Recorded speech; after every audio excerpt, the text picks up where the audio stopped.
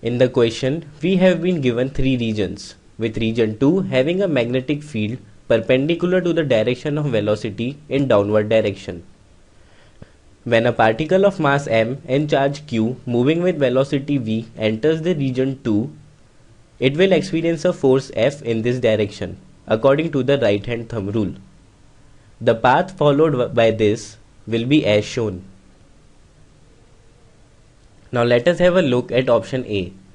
For the particle to enter in region 3, its radius of curvature should be greater than the length L.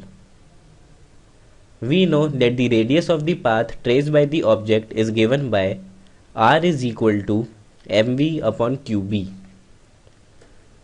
Using the relation mv square by r is equal to qvb.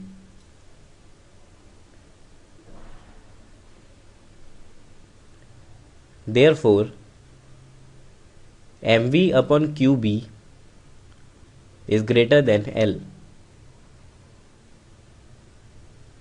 We get V is greater than QBL upon M.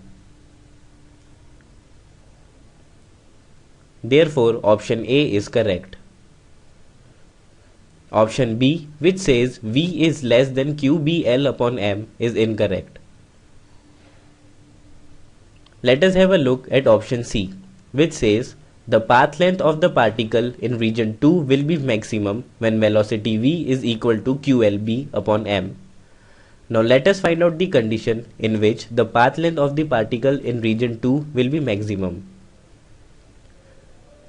The path length of the particle in region 2 will be maximum when it will complete a semicircle of radius L in region 2, that is r is equal to L.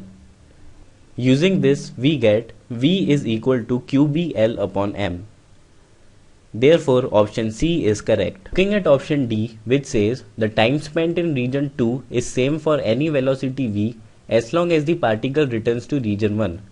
So let us find out the time period of the object which it spends in region 2, which is given by T is equal to pi r upon V, where pi r is the perimeter of the semicircle.